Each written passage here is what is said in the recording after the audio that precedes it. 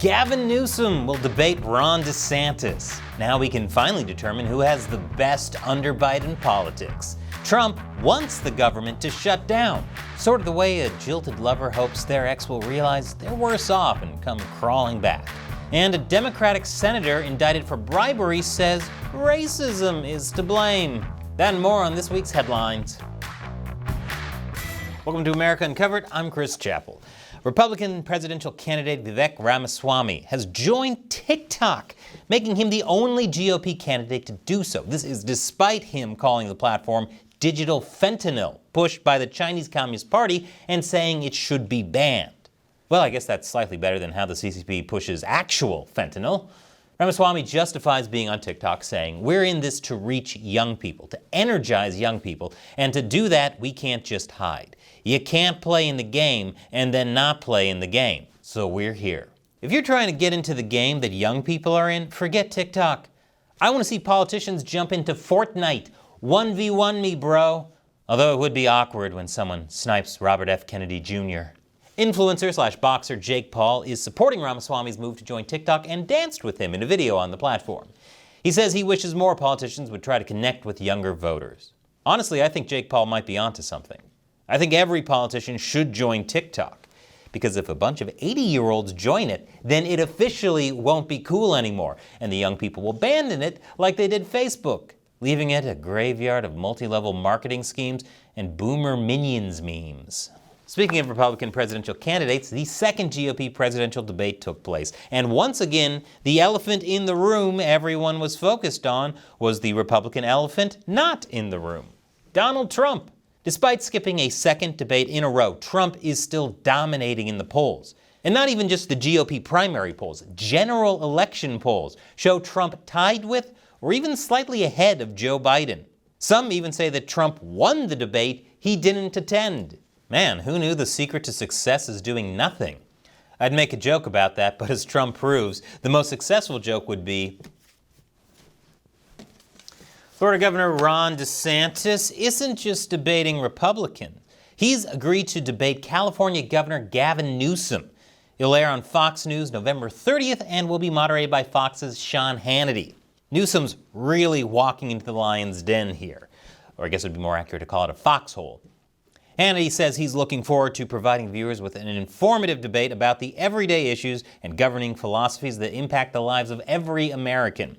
Newsom will have a giant target on his back, as California has declined tremendously during his time as governor, as we've covered extensively. Like, super extensively. And the hits keep on coming. Target announced it will be closing 9 stores across 4 cities, citing an increase in thefts and concern for the safety of its workers and customers. 3 of those stores are located in the San Francisco Bay Area.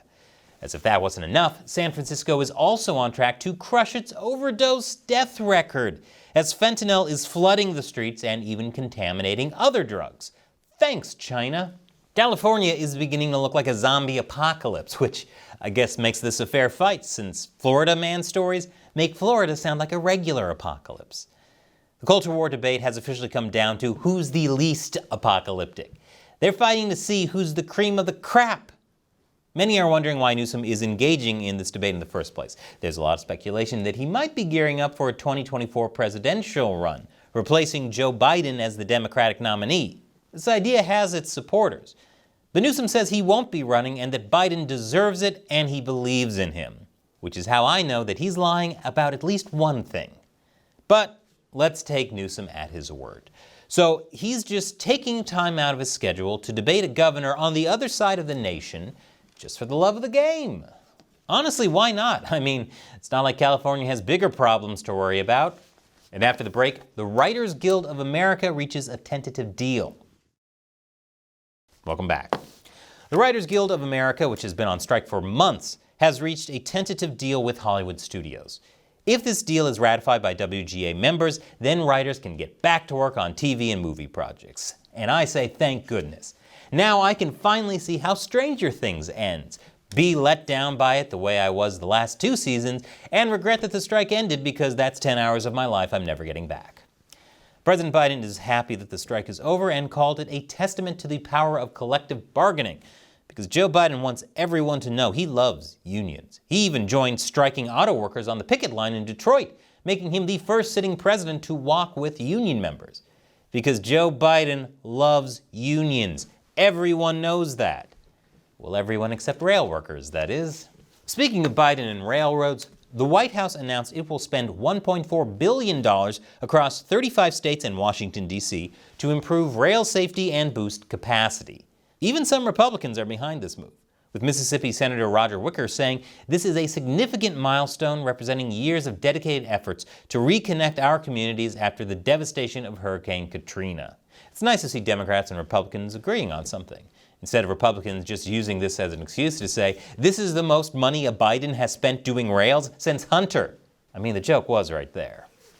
Speaking of the White House spending money, the U.S. has also offered Poland a loan of $2 billion to modernize its military. This is also an effort to support Ukraine, as Poland is a hub for weapons entering Ukraine. But Poland, which has long supported Ukraine in its war with Russia, recently got into a spat with Ukraine over Ukraine grain entering its market and driving down prices. The U.S. is hoping that this move can help smooth over tensions.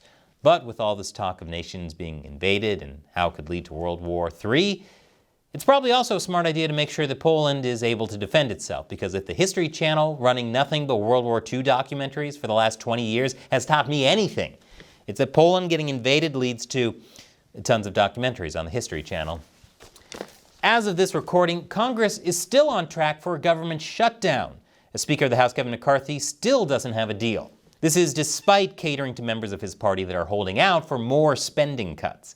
If a deal isn't reached, the government will shut down on October 1st, which is tomorrow, for those of you watching this right when it comes out. Shout out to the 3 people that comment first on every one of our videos. But at least one person thinks a government shutdown would be a good thing. Donald Trump. Trump thinks the government shutdown would actually be a good political move for Republicans. As he explains on a Truth Social post, the Republicans lost big on debt ceiling, got nothing, and now are worried that they will be blamed for the budget shutdown. Wrong. Whoever is president will be blamed.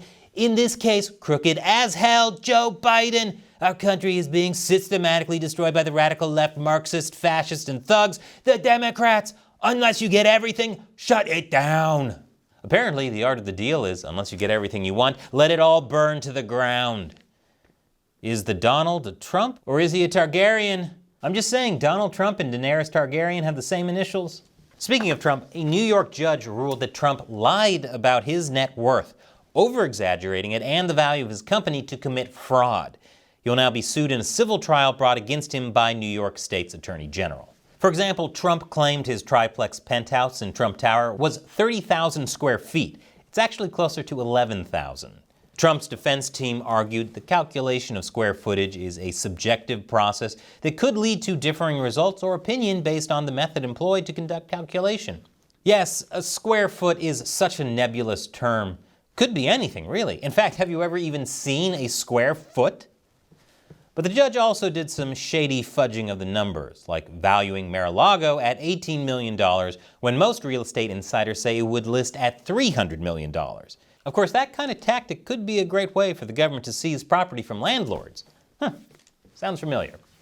And after the break, the dangers of mouthwash? Welcome back. Researchers in Turkey examined several mouthwashes from large brands and found many contain chemicals known to cause heart problems, cancer, organ deterioration, and a slew of other issues. So the next time someone's telling you a secret and it smells like they're manually bringing a trout in their cheek cavities, remember, they're not disgusting, they're health conscious and disgusting. If there are dangerous substances in everyday products, we should know about them. That said, I hope they don't look too deeply into mints, chewing gum, and toothpaste, because if all those also contain questionable chemicals, then mask mandates might need to be implemented just to protect our nostrils from folks whose diet consists of nothing but canned tuna and horseradish. Speaking of things smelling fishy, New Jersey Senator Bob Menendez, a Democrat, and his wife were indicted on bribery charges. They're accused of allegedly using his influence as a senator to benefit 3 New Jersey businessmen and his position as a chairman of the U.S. Committee on Foreign Relations to benefit the Egyptian government, specifically with military aid. This is actually the second time Menendez is standing trial for corruption charges. His last case in 2017 ended in a mistrial. Man, 2 corruption charges in less than 10 years? This easily makes him the third most heinous Menendez in a high-profile trial. Menendez and his wife are accused of receiving cash, gold bars, and a Mercedes. Prosecutors claim Menendez even searched online to see how much 1 kilo of gold is worth. Menendez is also accused of helping a business associate secure a monopoly over halal meat exported to Egypt that didn't actually pass the strict Islamic dietary restrictions.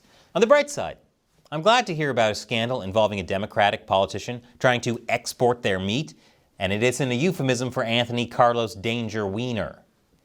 Democrats are calling for Menendez to resign, but he's refusing, claiming he's innocent and contending the evidence against him. He claims the nearly $500,000 in cash found in his home was money he saved up and withdrew from bank accounts himself, and that he did this due to his family's history of facing confiscation while in Cuba.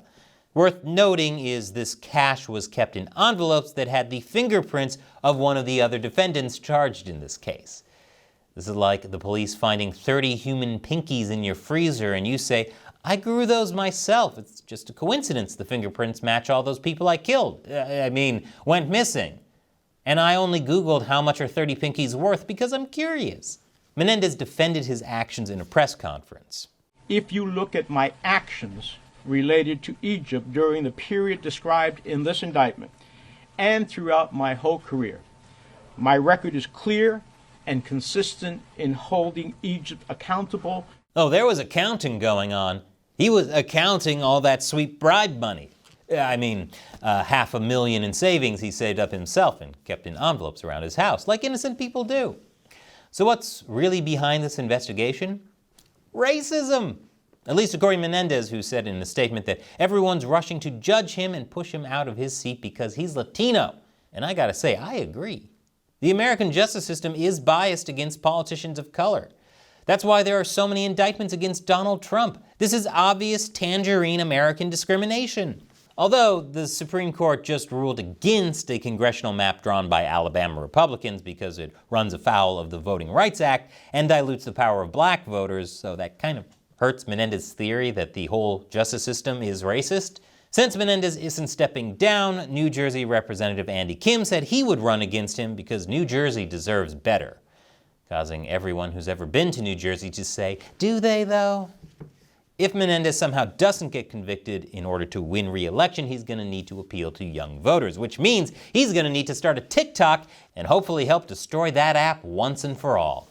And finally, just before recording, I learned that California Senator Dianne Feinstein died at the age of 90. Her legacy will live on. In particular, everything she did to get very close with China. Check out this video from China Uncensored for more on that. And if you want to make sure we can keep making episodes like this, click that orange button to support us on Patreon. Once again, I'm Chris Chappell. Thanks for watching America Uncovered.